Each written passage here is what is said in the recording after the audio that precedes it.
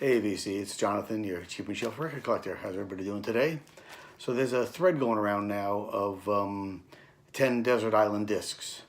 The scenario is, I guess you're stuck on a desert island, you can only have 10 records, or you've had a financial situation, you have to sell everything in your collection except for 10 records, or more likely my scenario, you get put in an old age home by your kids and they only let you bring 10 records with you. So if I had to choose 10 records out of my whole collection, I tried to choose a variety of things to keep me happy. So to start off with, I think, the greatest live album of all time, and that's the Allman Brothers Live at the Fillmore East. Never grows old, a lot to listen to, and a great, great freaking album. So let's start off with the Allman Brothers Live at the Fillmore East. Sticking with the rock type era, my next favorite artist, well, one of my favorite artists, Springsteen, and I love the Nebraska, but the River is just one of my favorite albums.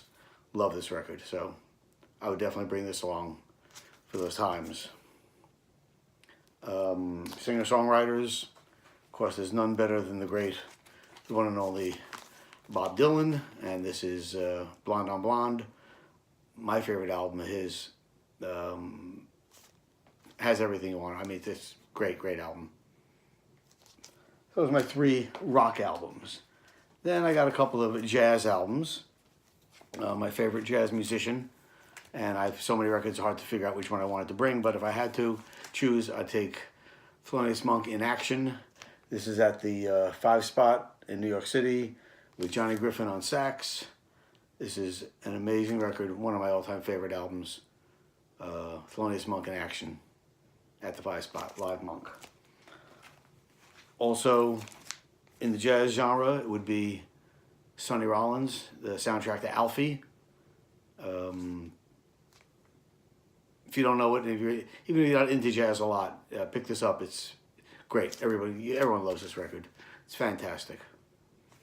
Tuneful, not out there, but just amazing. Alfie.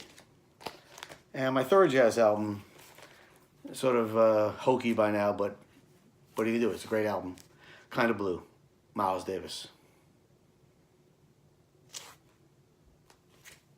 This is a repress, but in a nice mono repress. So, Kind of Blue, Miles Davis. So those are my 3 jazz albums.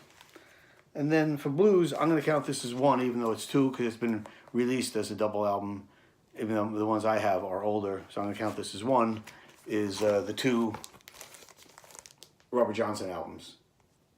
This is his whole recorded career, everything he recorded on 2 albums, 1936.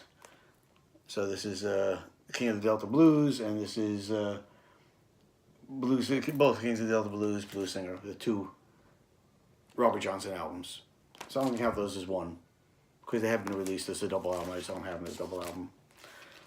One more blues album I have to bring along would be Howlin' Wolf. This is his first album, but it's basically a collection of the singles he put out for Chess Records.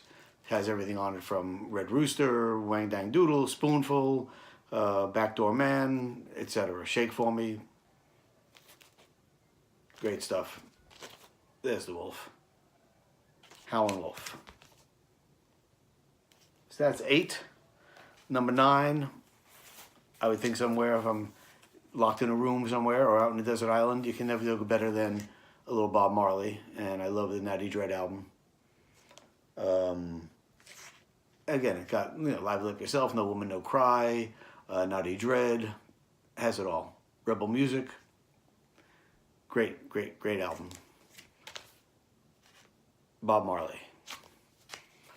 And last but not least, you know me, I love Frank, so I have to bring at least 1 Frank Sinatra album with me, and that would be Songs of Swingin' Lovers. There's always a time to play Frank. So there you go. So those are my 10 records for the desert island. You got 3 rock. We got 1, 2, 3 rock type albums. We got 3 jazz albums. 1, 2, and 3. Got a couple blues albums.